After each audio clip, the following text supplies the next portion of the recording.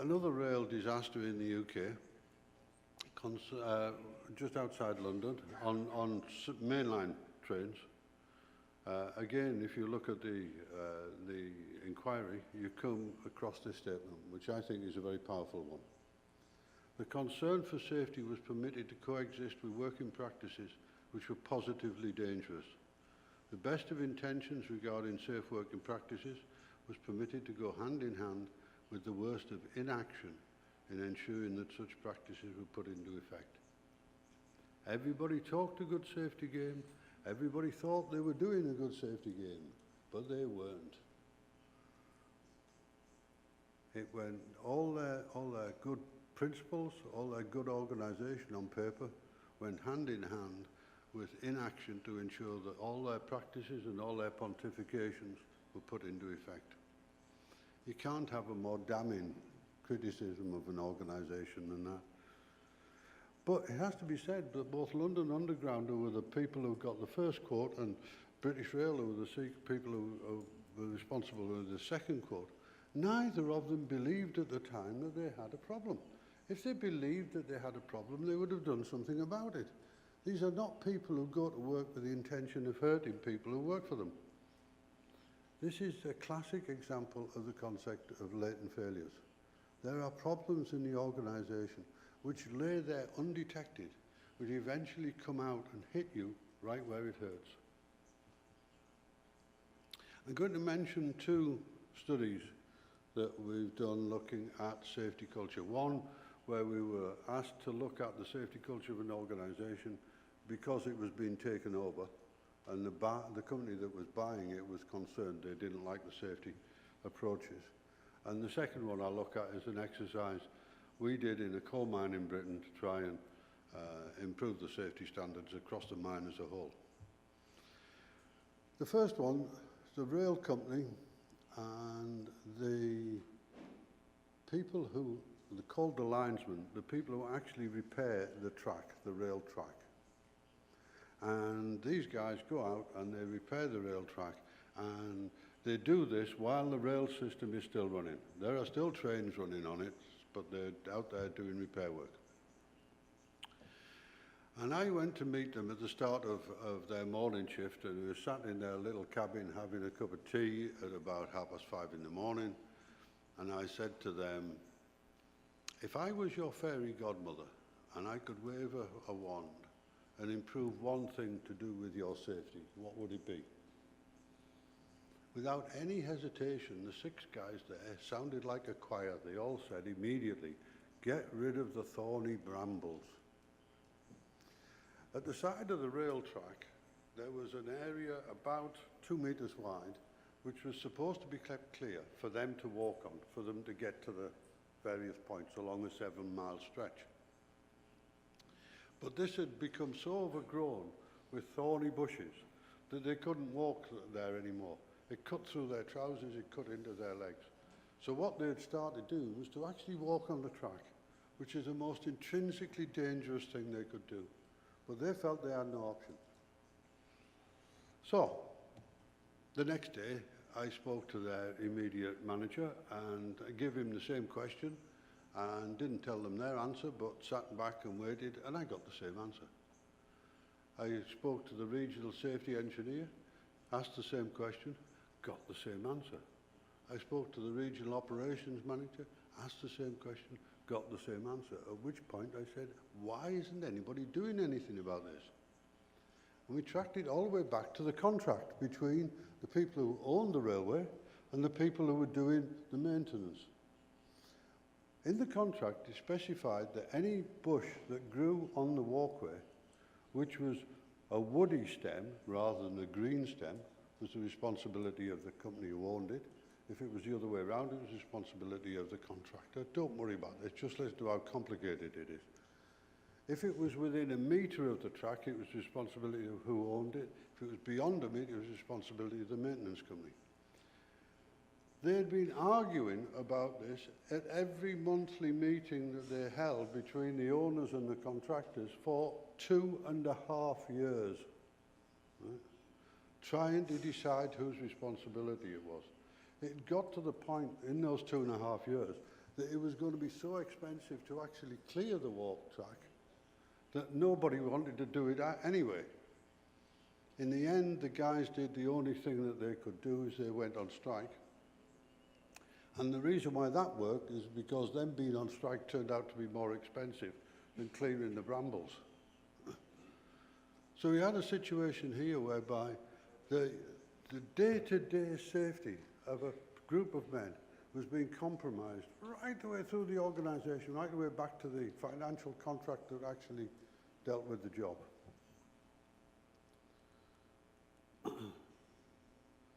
There you are. The second one was a mine in British coal, a deep coal mine, where a man had just been appointed manager. He was the youngest general manager for a coal mine ever appointed in Britain. He was 31 years old. And the mine that he took over was the worst coal mine in Britain as far as safety. It was the bottom of a league of deep mines of over, I think it was about 48 at the time. And he wanted to ensure that he turned his mine round in terms of safety. He'd heard of what we've been doing in MINERA, so he said to us, can you actually help me improve safety? And I said, I don't know, but we can have a good try. So we went down and we used the transport system of the mine as our object of study, if you like. And we went right from the surface, through the stockyard, from all the stores, right the way down the shaft, and right the way to the faces. And through that process, we spent 6 weeks identifying all the stages at which there was a potential for human error which could result in a safety problem. Having done that, we then identified what we believed were the latent failures which were underpinning and predisposing those errors. And we then the manager set up a series of what he called safety improvement teams, which consisted of one of my team, one of his deputy managers, a safety person, and 2 people who actually did that job.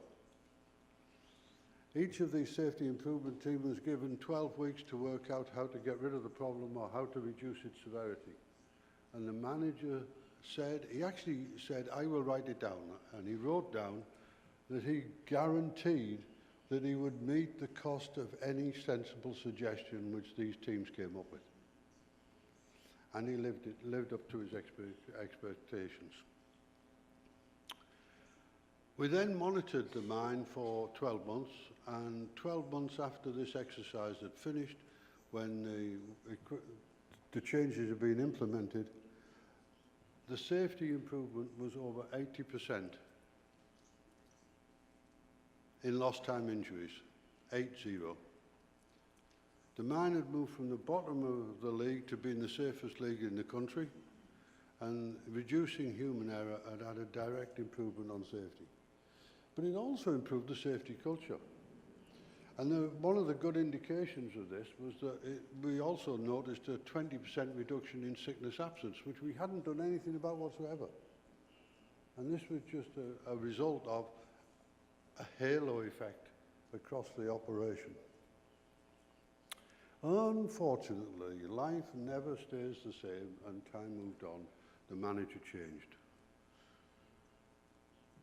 Within 30 months, after we achieved all this improvement, the manager changed, and within a month of being appointed, he disbanded all the safety improvement teams, which he thought were a waste of time.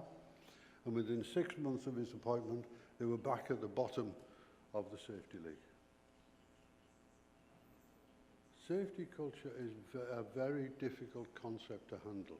I had one very nice description of it by one of the researchers in the UK Health and Safety Executive, who said, I can go into an organisation and within 5 minutes can identify if it's got a poor safety culture. Within 10 minutes, I can identify whether it's got a good safety culture. But I can't explain how I made those decisions. It is a very tenuous area. There are 2 things which I think are important. First is that it is very, very much founded on trust, on mutual trust. And trust is difficult to achieve and very easy to lose. It can take you years to develop the trust and microseconds to lose it. The second thing is that there is a situation whereby people often describe improving safety culture as changing safety attitudes or changing the attitudes to safety. This is actually quite a slippery slope and a dangerous thing to attempt to do. And to prove this, if I asked you now what the three professions which you most distrusted, I think I can pretty well guess what they are. I think they would be second-hand car dealers who tell you that this vehicle with no wheels is the best thing you've ever bought. There would be real estate agents who tell you that this house without a roof is a wonderful historic monument. And there are also, what else got to, real estate agents, anyway, the two will do. I've forgotten what my favourite third one is. And the reason why we don't like them is that they're trying to change our attitude. Right? We resist people attempting to change our attitude. So if you want to change safety culture, what you've got to do is you've got to change the circumstances. You've got lots of little improvements. If you have those improvements, if you have those tangible outcomes that people can see that you're committed to it and things are improving, then the attitudes will follow that. Change the practical things, the subtle things will follow. Attempt to attack the subtle things and you're in trouble. So, we come to my conclusion. Can human errors and accident potential be avoided? Yes, they can. But there are three fundamental requirements. Never simply assume if you identify an operator error that is the end of the story. I would assume that it's the beginning. You know what happened, you now need to know why it happened. You know that somebody made a mistake, you now need to know why they made a mistake. You should seek to identify the responsibility for that error, because the responsibility will help you target where the improvement is needed, but you should not try and seek to apportion blame. Once you start apportioning blame, your safety culture is going to go right the way down. You can't avoid the consequences of an error if you don't know its potential exists. So, it's worthwhile looking for human error and trying to identify it as a preventative measure. And my last sentence is on the floor, because it was a human error. Human error is and always will be an inevitability. However, to accept that the consequences are always an inevitability would be foolish and dangerous. Thank you.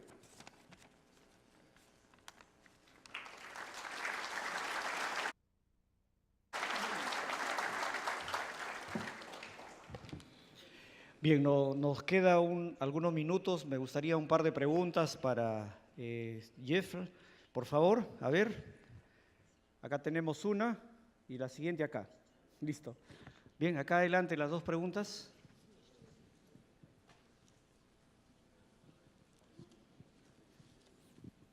Señor Geoffrey, good morning. Mi nombre es Luis Ángel Calderón, Comité de Salud y Seguridad en el Trabajo de Compañía Minera Antamina. La forma tradicional de hacer seguridad que aún subsiste en algunas unidades mineras es de que tienes un staff que te dice cómo debes hacer seguridad y tienes al grueso de la población laboral, de los trabajadores, que son los que practican la forma de cómo te dicen que debes hacer seguridad.